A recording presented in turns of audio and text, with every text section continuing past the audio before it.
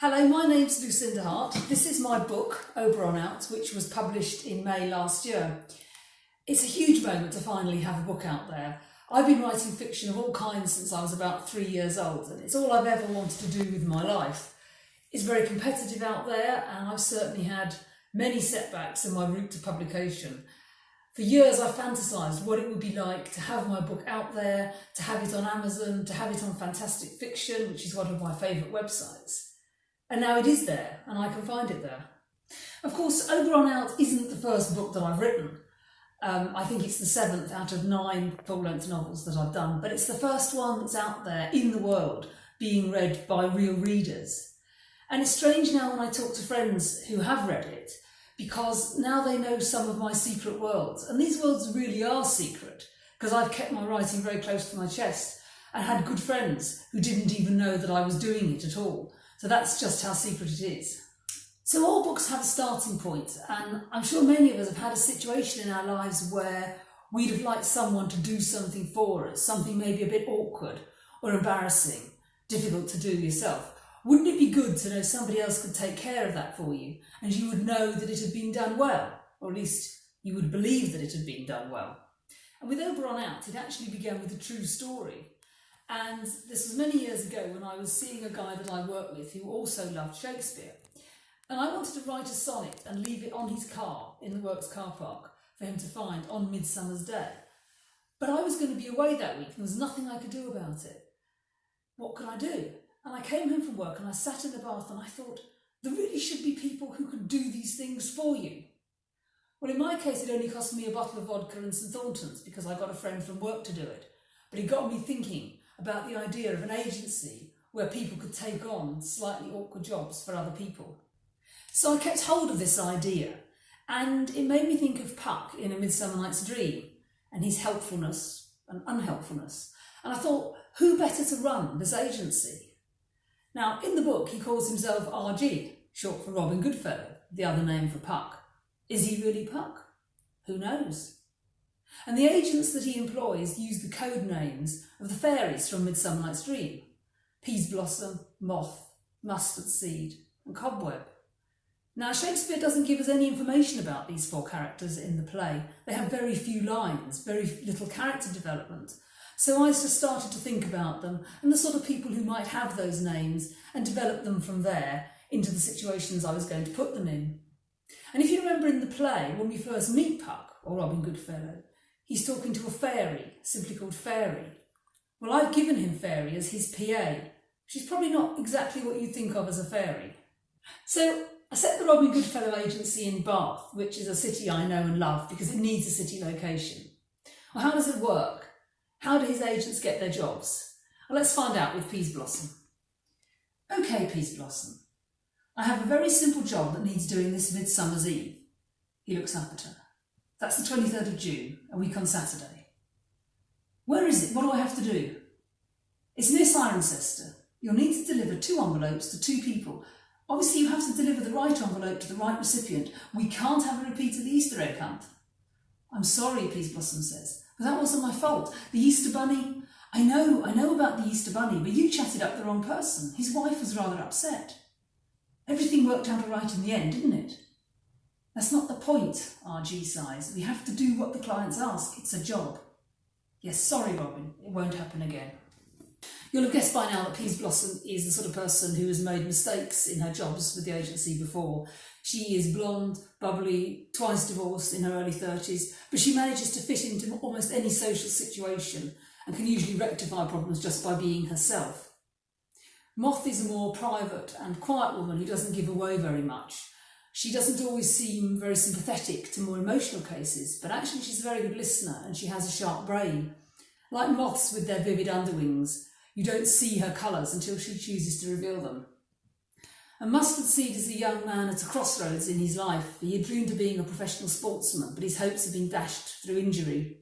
He's very warm and friendly and outgoing.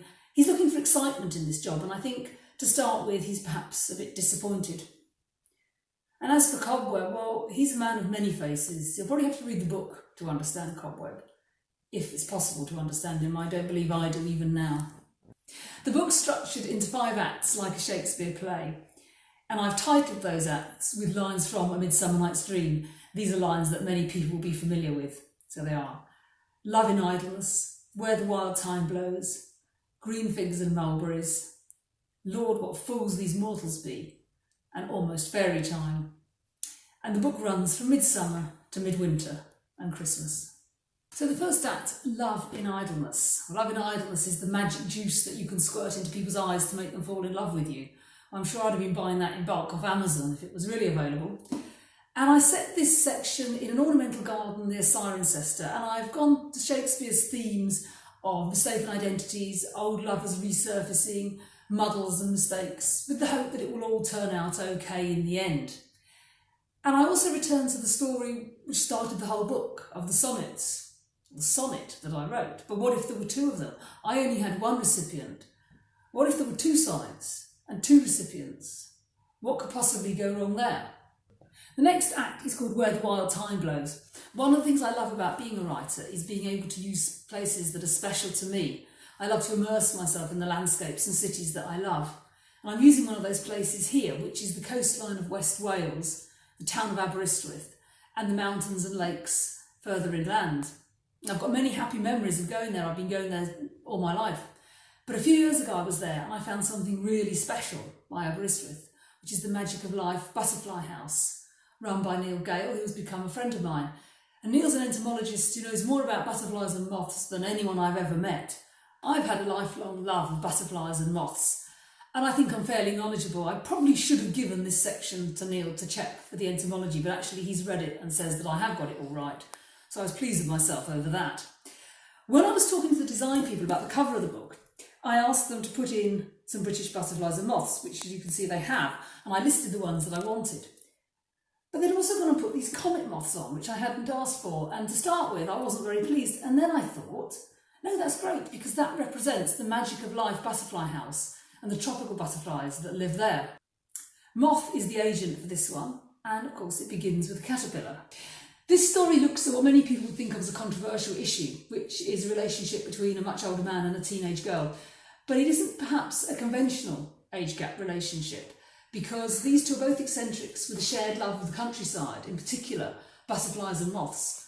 So they do have many things in common, and yet because of their circumstances, they are also driven so far apart. The reading I'm going to give from this section is set at the Clairwen Reservoir, which is one of my favourite places. She climbed the steps to where he stood. The others had gone, shouting, squabbling, laughing. Maddie watched the bright blurs of their anoraks in the austere landscape. She moved a little closer to Will. It was just the two of them, standing above the deep heart of Clairwen. The power of the lake seemed to tug at her with its own force field. She could imagine how easy it would be to fall into that inky water, to feel it dragging her down, the cold closing over her. She shook her head, afraid at her thoughts, and gazed along the shoreline. "Can you go up there?" She gestured to a rough track that wound along the edge of the lake. "Yes," he said, "it goes to the head of the reservoir. You can't drive along it, not in an ordinary car." He stopped and smiled at her. "Or in the school minibus." "Have you been there?" "Several times." "What's it like?" "Lonely, wild, remote, sometimes frightening." "Sounds exciting," Maddie said. He didn't answer, and she felt his eyes on her profile. She blushed, glad of the cool drizzle on her face. "Why do you go there?" "To get away, to be on my own, to be part of the landscape. There are insects, birds, plants up there. There are sundews growing in the moss." "I want to go," Maddie said. "Not today, you can't." "I want to go with you," she added silently. "I want you to show me the sundews." Maddie's a very strong young woman. Falling in love with Will at the age of 16 has set her on a lonely path that separates her from her peers because she has to keep it secret. And she manages to retain that diamond core, and even when she appears to lose everything that she believed she wanted, she's able to make changes to her life and fulfil another dream, one that would never have been possible if she'd actually stayed on that initial trajectory. Green figs and mulberries. We're back in Bath for this one. Mustard seed is perhaps an unlikely agent for a story of sadness and loss because he's so vibrant and full of life. And this story is set in the autumn, the time of the harvest, turning of the year. I love autumn, it's my favourite time of year. I love the dark mornings and the dark evenings. But even so, I can feel a darkness encroaching that isn't just to do with the change of daylight. I think it's a time when the veil between worlds are much thinner. You may well be familiar with the now discredited Liverpool pathway. Well, I am, having now lost 2 dear people to it, and I've experienced firsthand the complete disregard for patients' wishes and the wishes of their family. This is not part of the NHS that we should be proud of, but it's important that people know that it's going on. They may change the names for it, but the practices remain. Beautiful lady. Gemma strokes Frances' soft hair.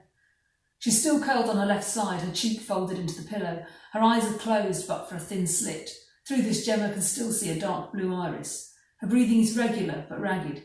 Gemma wants to shout at her, tug her hair, slap her face, anything at all that will make her turn her head to Gemma, open her eyes, speak. Gemma glances at the catheter bag strapped to the bed. There's only a tiny splash of dark urine. Everything is slowing down, becoming less. Frances, never a big woman, appears a fraction of her size, hunched under thin covers. Fading away, Gemma thinks. Now she understands those words. She should be remembering the good times, the happy times, even times they argued. She should remember Frances playing with her as a little girl, teaching her the country lore of plants and hedgerows, showing her how to make jam and chutneys, consoling her when guinea pigs died, when her romances ended, when she didn't get a job she really wanted. She should be thinking about holidays in Northumberland, collecting shells on Avon's dunes, boat trips to the farms to see seals and puffins, the beautiful house and garden at Kyloe Mains. She should be thinking about anything other than this dreadful room where her nerves jangle every time the phone rings on the nurse's station or someone raises their voice. But she doesn't think she'll ever be able to dig deeper in her memory. She will forever be able to recall the square of changing sky above the bed, the pattern of Frances' hospital gown, the stain on the cubicle curtain, the water level in the abandoned jug, and the rasp of laboured breathing. Lord, what fools these mortals be. I'm sure we all think that often. I do most days, and that's just about myself. Now, for this section, I've returned to the Shakespearean themes of cross-dressing, mistaken identity, mistakes and muddles. Now, not all of the NHS is bad. I worked in the NHS for many years, and I learned a lot of stuff, and I met some very interesting people. I also learnt that there are departments running in hospitals that the general public don't even know about. And there are probably departments running that even I don't know about.